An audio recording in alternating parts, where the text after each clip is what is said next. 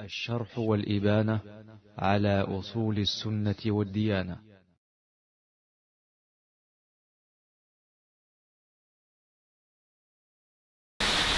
Quant au phénomène de quelqu'un est mort, on l'a revu. C'est possible que Shaitan prenne le shakl de quelqu'un qui est mort pour réapparaître. C'est possible. Ça, c'est pas impossible. C'est possible que Shaitan il prenne le shakl, la forme de quelqu'un qui est déjà mort, on l'a enterré pour réapparaître, premièrement pour éprouver Bani Adam. Et banaliser la mort. Parce que quand Bani Adam va banaliser la mort, va rendre la mort banale, il ne va plus travailler pour le Qiyamah. C'est pour cela que l'objectif principal des films, c'est quoi?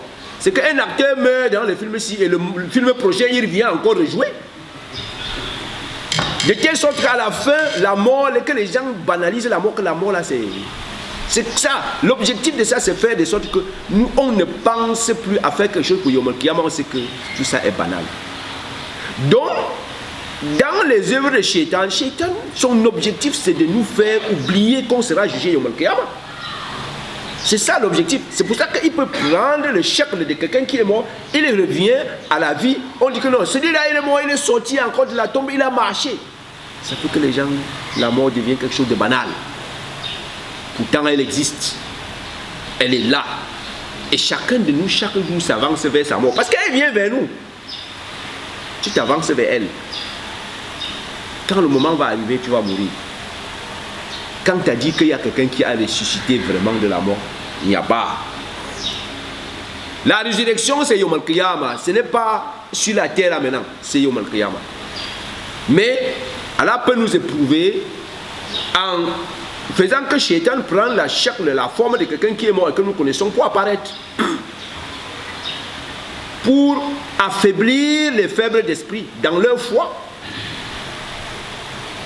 Et faire en sorte que la vie d'ici-bas soit la chose la plus importante pour eux, puisque la mort là, c'est rien. Yom Al-Qiyamah là, ils ne pensent plus à ça. Voilà. Et ils se concentrent sur la vie d'ici-bas là, et ils sont prêts à tout. Même s'il faut verser le sang de tout le monde pour la vie d'ici-bas là, ils le font. Parce que c'est qu'après, ici, il n'y a plus rien. Vous savez, il y a un grand philosophe qui est mort dans les années 2000, 2001 comme ça. Celui qu'on appelle le Sédar Senghor. J'ai suivi l'une de ses paroles avec toute la grandeur qu'il a eue. Il a dit: jusqu'à présent, je n'arrive pas toujours à concevoir qu'après cette vie-ci, il y a une autre vie. Ça veut dire que Khassara, tout ce qu'il a fait sur la terre, et il ne croit pas à Yom Al-Qiyamah, ça c'est la plus grande perte qui peut arriver à un être humain. Ça veut dire que lui, il se retrouve au Yom Al-Qiyamah devant quelque chose qu'il a passé toute sa vie à avoir un doute sur ça. Comme Allah a demandé: Ma salakakum fi saqar. Lam nakun min al-musallin wa lam nakun nut'imul miskin wa kunna nakhudhu ma'al khaidin wa kunna nukaththibu bi yawmid din.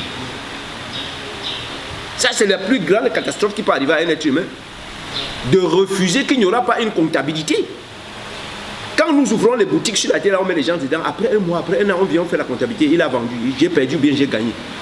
Bon, nous on pense qu'Allah va créer la terre là, il va nous donner gracieusement, comme ça il n'y a pas de comptabilité. On fait sur la terre là ce qu'on veut. Sans qu'il n'y ait aucune comptabilité. On commet les crimes, on meurt, on nous met dans les cercueils zengués, on part enterrer au Panthéon. Et c'est fini. Pendant que certains, on les a enterrés vivants. Pendant que d'autres, on les a brûlés dans la maison. Et c'est fini. Et ceux-là, alors, leur part de bonheur, c'est où alors? Et c'est quand la comptabilité des actes que nous posons là? C'est quand? C'est où?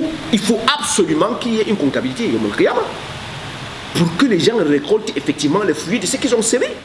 الشرح والإبانة على أصول السنة والديانة.